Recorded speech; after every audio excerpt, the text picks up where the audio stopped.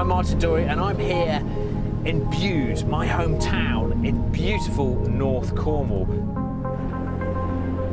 I'm driving a Ranger 535 to put it through its paces. But I'm also here to talk to some friends of mine, a lifeguard, a surfer, both environmentalists, about something that's really close to my heart, and that is loving where you live and tidying up after you've been anywhere, particularly so when we go camping. But there's a problem that we have on the beaches in Bude, and that is marine plastic. And plastic pollution on the beaches affects them all the time. I'm going to be cooking them up some food, they're going to be going for a surf, we're going to be enjoying a sunset on the beach and talking also about this, the Ranger 535.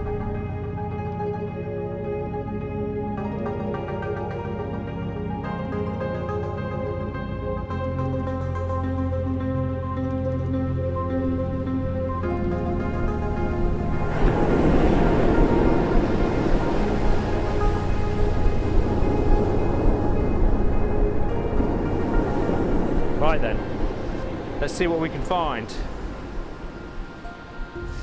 So we're just on the beach picking up bits of plastic that doesn't belong here. Sometimes it seems a bit unimportant, but actually every little bit matters. That's a piece of plastic. It's amazing, isn't it, how much you find? You think... Looks like polystyrene, isn't it? It's funny, isn't it? You think it's really clean, and yet... So, you know, just a couple of minutes, but between us, we found a fair bit. What have you found, Maggie? Lizzie, how much have you got? There you go. Like rope and stuff. So we've got bits of rope. And plastic bag. Bit of a plastic bag. Tea bag. Tea bag. What's that? Cigarette butt. Bits of rope. What have you got, Charlie? Bits of old plastic. Some microbeads. What's that? That's a bit odd. So yeah, look, just a couple of minutes of picking up and we found that much, and that's why it's such a problem on all beaches. So while I'm waiting for everybody to turn up, I thought I'd take the Ranger 535 for a little drive along the coast road. And very beautiful it is too. So how does this thing drive? Well, you know, great position. It's really comfortable. I've driven this on some really long journeys, and actually it's a really nice, comfortable position, particularly in the small of my back. For me, that's important. But look, the driving position is great. You're nice and high up, so you've got great visibility, even though the experience of driving it is more akin to driving a car, really. It's not like driving a massive, great big van. Power steering makes it quite light. It's got a lot of kit in the back, but it still feels quite light, quite zippy, which is quite nice. The dash is pleasant and pleasing. It's got all the bits and pieces, cruise control, AC, electric mirrors, standard. All in all, you know, it's great.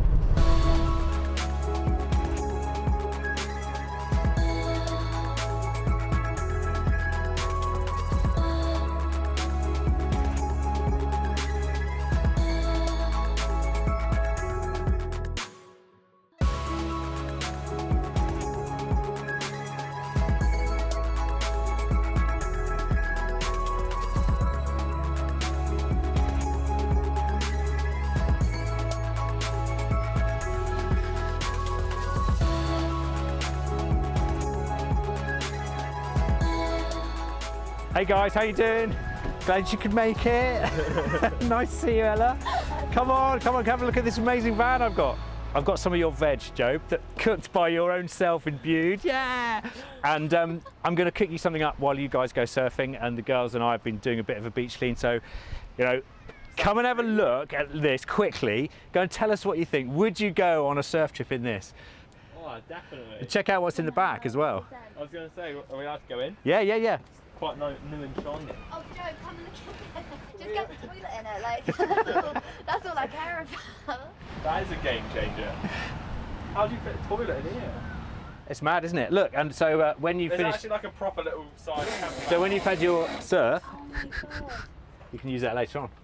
I just like the idea that you could go off and go off at sort of up to Speaks or somewhere like that, and fully independent. And for 2 or 3 days. Off-grid. But that's the point of this sort of van, isn't it? To like kind of go away, be self-sufficient, and just go and do it. No, I like it. Right then, guys, I think you need to do what you do best, which is go for a surf, get in the sea. Nice. I'll cook you up a little bit of food, and we'll catch up with you later on. Yeah, Nice. that sounds Cool. Good.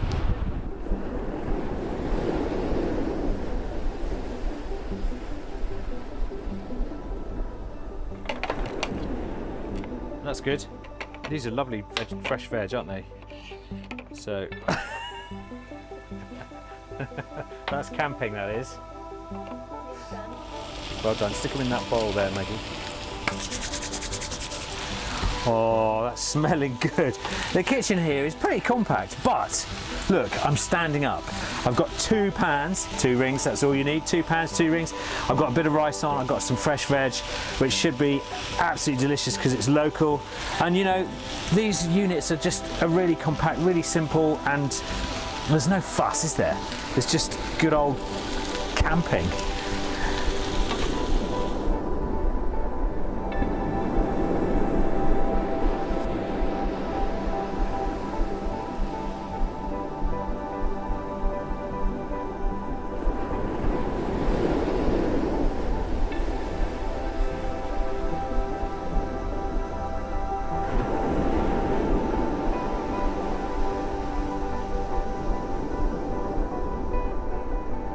Tea's ready.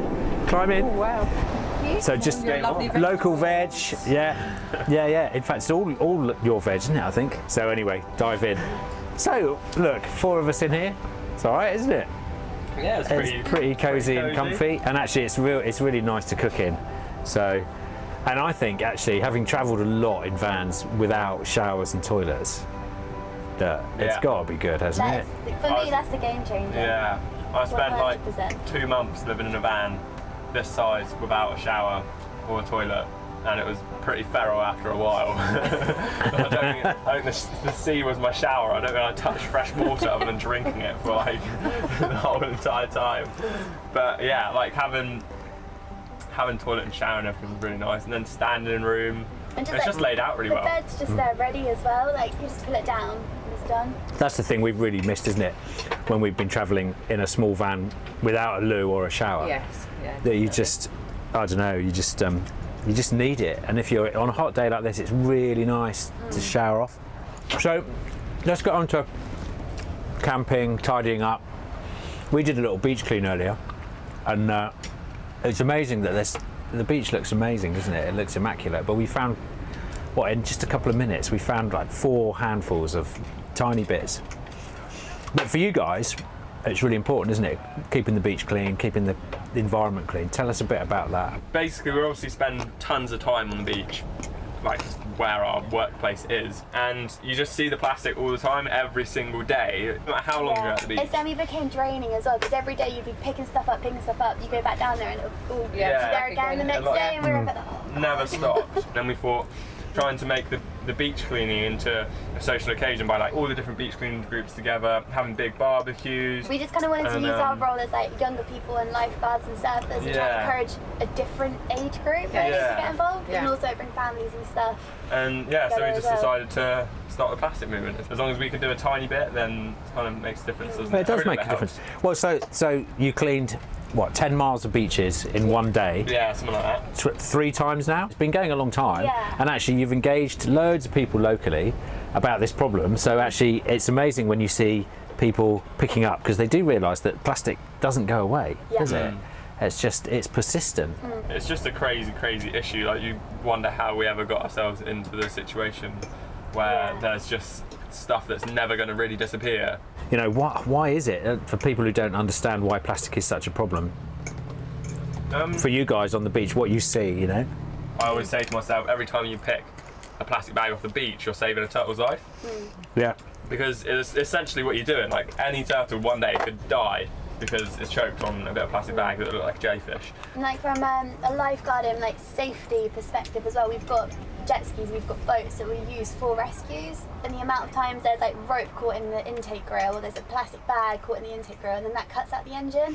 So if we were using that in like some kind of emergency situation, like we just cause our own issue really. But it brings back to the beginning that's saying, right, actually every little bit matters.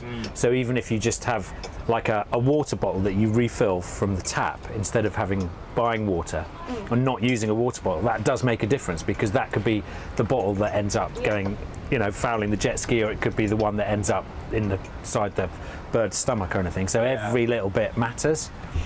So it's really good, and the more people are aware of it, and I think people who are camping need to think about that even more, because you don't want to camp somewhere like this and find that people think that you're leaving mess, or that so we go and clean up, don't we?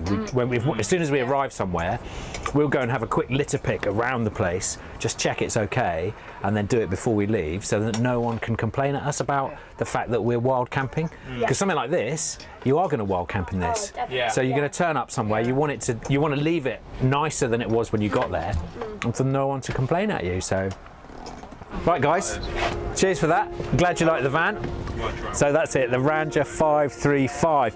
It's a little weekend van and off-grid camper, which means you can just step away from those campsites and go as far away from civilization as you want to. Also, a little bit of beach cleaning. Keeping the beach clean and keeping your pitch clean and keeping the world clean is really important to me and to people like Job and Ella and Lizzie. And actually, it's a really great message. We can live without plastic. See you later.